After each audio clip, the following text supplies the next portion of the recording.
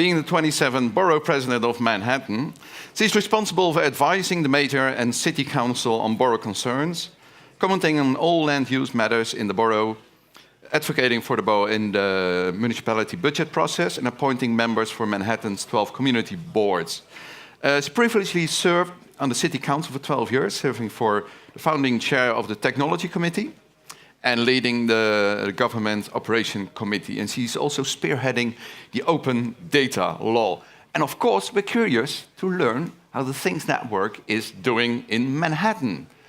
So, ladies and gentlemen, please welcome Gale Brewer.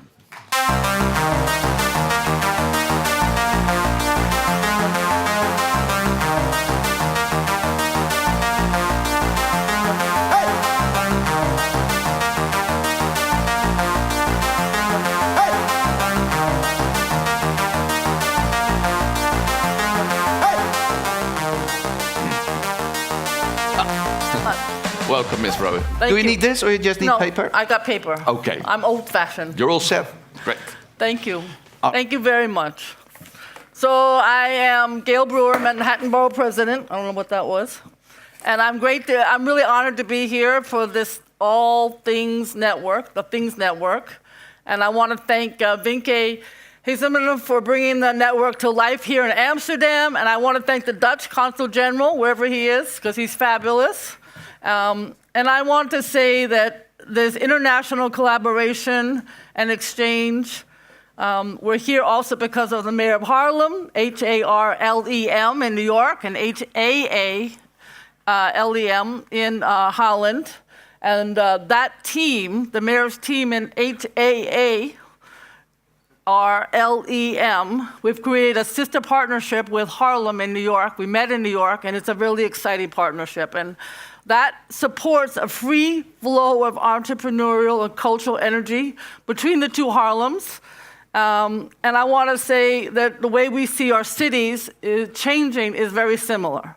So those of you who are using LoRaWAN technology to build smart cities are bringing the Things Network to communities across the globe, improving access to IoT service, and inspiring makers from various areas of tech to build out the Internet of Things. And as somebody not as familiar as you are with all the ins and outs of technology, but as somebody who's a former member of the City Council in New York for 12 years, chaired the Technology Committee, this notion of how you build smart cities is incredibly important.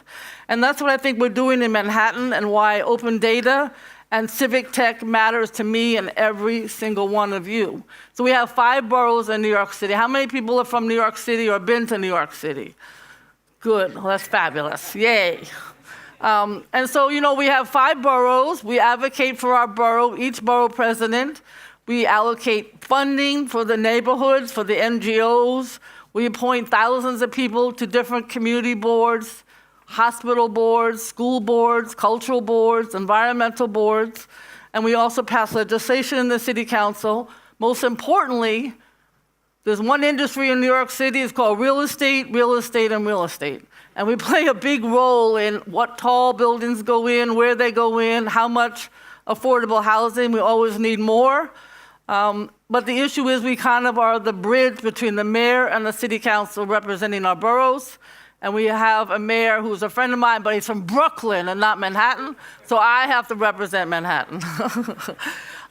One of the biggest accomplishments when I was in the city council was to pass the Open Data Bill, 2012, and I think it has created the world's largest legally mandated open data portal.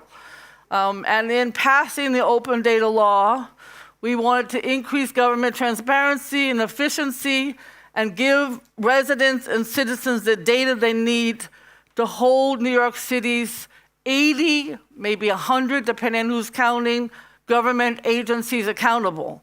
It was actually a big deal to pass this bill. It was during the Bloomberg administration. The de Blasio administration has continued it. And we have done something special in the borough president's office with the data, because just like this wonderful conference, we believe that it should be open not only to academics and technologists, but to the communities. So we've taken and gotten some private money working with students, and we then bring the students, teach them, and bring the data and show all the neighborhood organizations and the local NGOs how to use that data. Easier said than done, but it's incredibly important. I think that's what everybody in this room is all about, finding ways to use the data that is meaningful for change in our smart city. You know, in 2016, an analyst named Ben Wellington wrote a post in his iQuant New York, which was his blog, about how the New York City Police Department had incorrectly written almost $2 million worth of tickets for parking in front of pedestrian ramps, which were private pedestrian ramps. So we worked with Mr. Wellington to take his analysis to the police department, and to their credit, to the police department's credit, they thanked him and retrained the patrol officers who were writing the bulk of these tickets, because none of them were legally given. And he did the information and got his refund, $2 million, for the different persons who got in the tickets, thanks to the open data bill. So I think open data does make a difference, even for one person. And there are lots more stories like that, but I think most importantly, it's being used, hopefully, in the neighborhoods in addition to the bigger pictures. So once we had the portal up and every agency was required to post its data online, which by 2018, they have to do that. It's in a searchable database, and agencies are now using it. And I learned actually from the Clinton administration way back when Bill Clinton was president, and my friend was the CIO there, that when you're doing this data work, even when you're working on any technology with government, your most important consumer are the agencies. You might think it is the public, but if you're going to get smart cities to really work, you have to make sure that the agencies are on board, because they can usurp you very easily. So right now in the agencies, no longer do the staff have to request spreadsheets from other agencies. Decision-making is faster. We have increased efficiency and cost savings, obviously, more transparency for the public, which is incredibly important. In a city of $87 billion budget, 300,000 employees, the budget is actually just the fourth largest in the United States. We're bigger than most of the countries in the world. Transparency doesn't come naturally, but I'm a big believer, that's why I passed the bill in the first place. It helps. If government knows that everyone else knows what it knows, there's nothing to withhold. Open data changes the mindset of government. Another benefit of this particular law was the emergence of a community of civic hackers who immediately began to mine the data to create their own public service-focused projects. We've been to so many wonderful civic tech hackathons using this data. And the fair use doctrine is the foundation of civic tech, where hackers create tools and resources to make communities better for their inhabitants.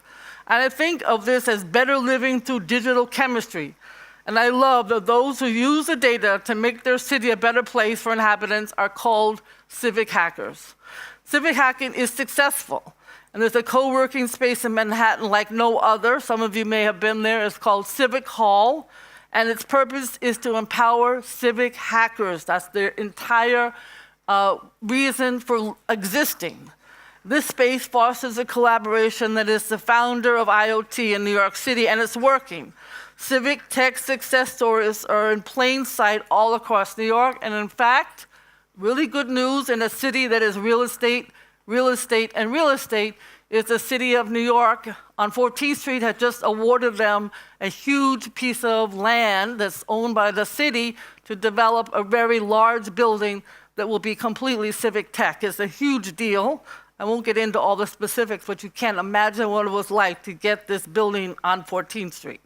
So when transit authorities began publishing data on bus and train arrival times, people immediately started piping the data into apps.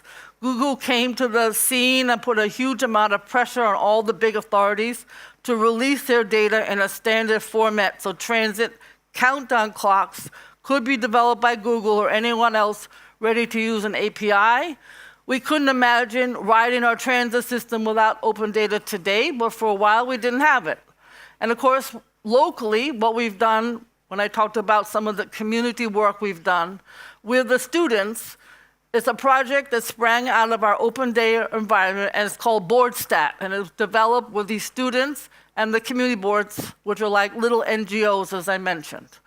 And we did it with Microsoft Civic, and I want to thank them very, very much, because we couldn't have done it without them, and with a civic tech collective called Beta NYC.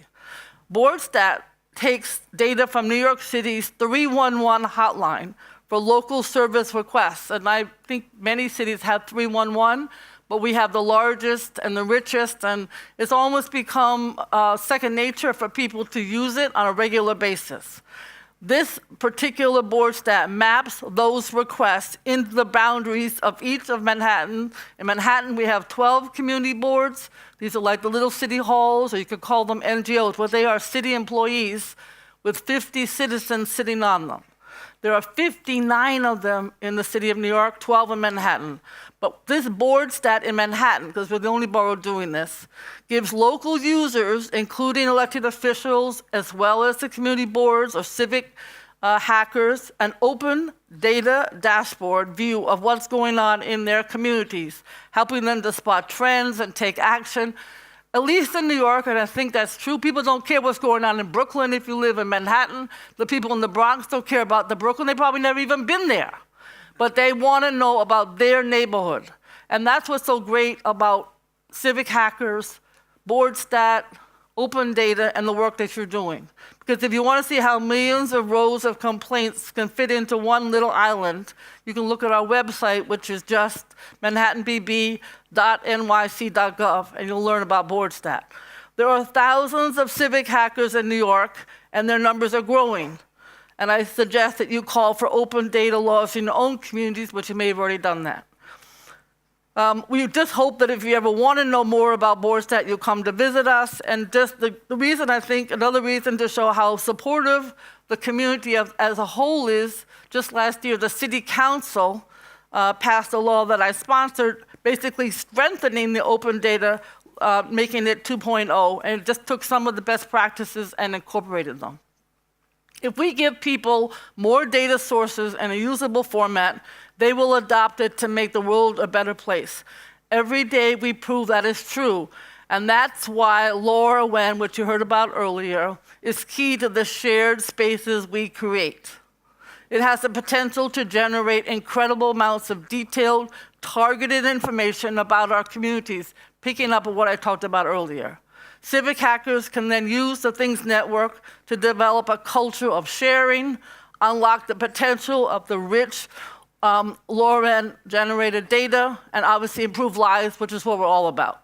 So in New York, a local The Things Network group, initiated by Terry Moore, who's here today, is organizing to build a network that serves the entire borough of Manhattan, which is among the world's dentist, and most populous environments. I don't need to tell you that. And the coverage, hopefully, will then go across all 5 boroughs. Each LoRa gateway powered by the Things Network that goes online in my borough will quickly become essential to the thousands of not-for-profits, or you call them NGOs, and startup incubators and accelerators.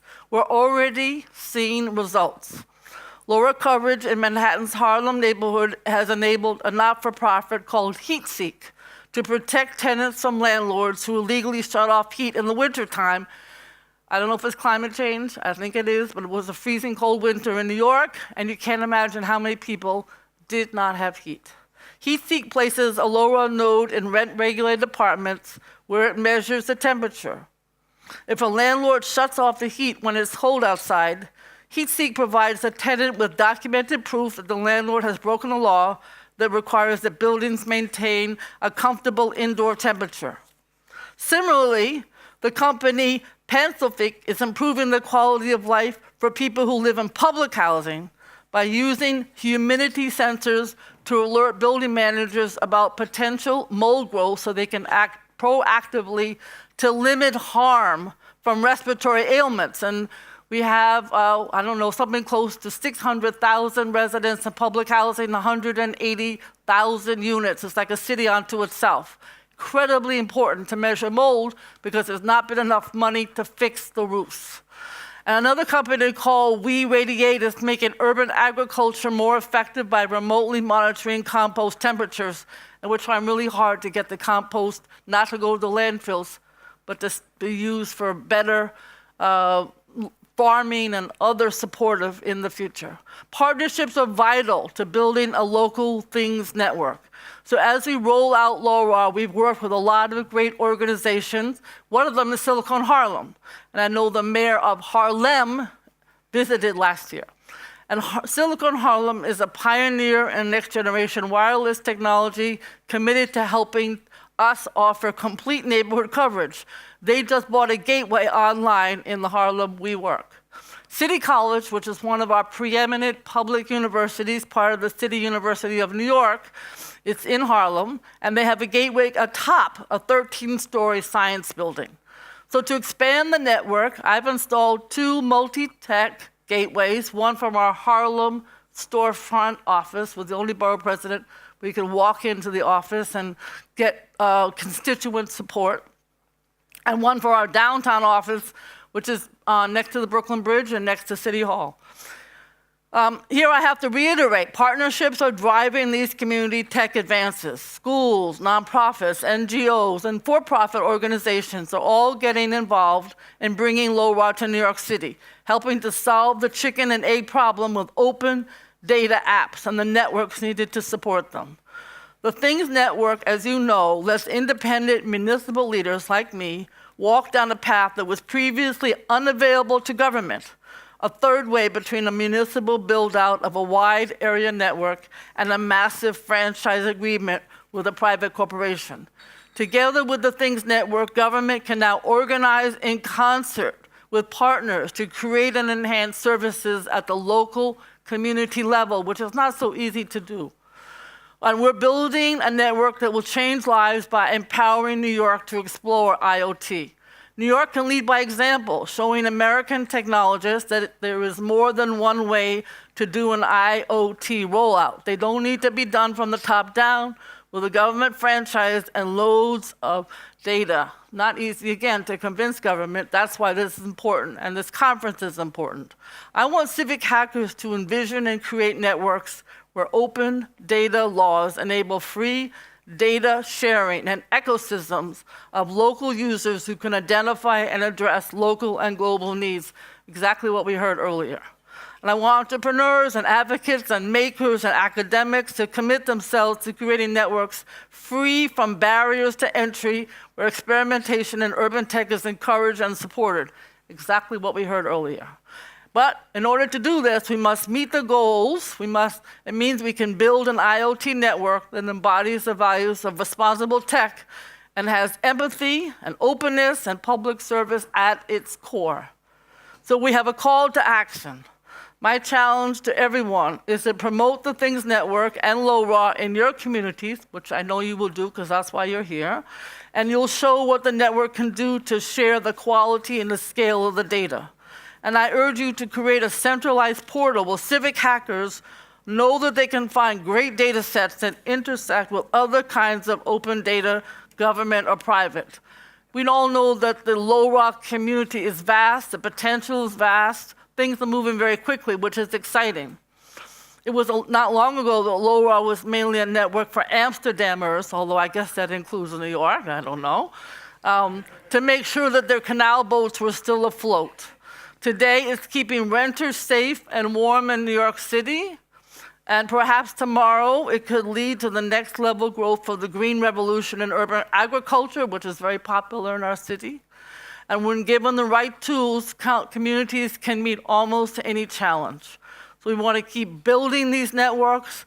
We want to make sure that the elected officials make sure they are data open, that they are government data open and free for all to utilize. I can't wait to see what gets built in our city, and I can't wait to see what gets built in your city. And congratulations on everyone, and it's an honor to be here in Amsterdam. Thank you very, very much. Thank you, Tim.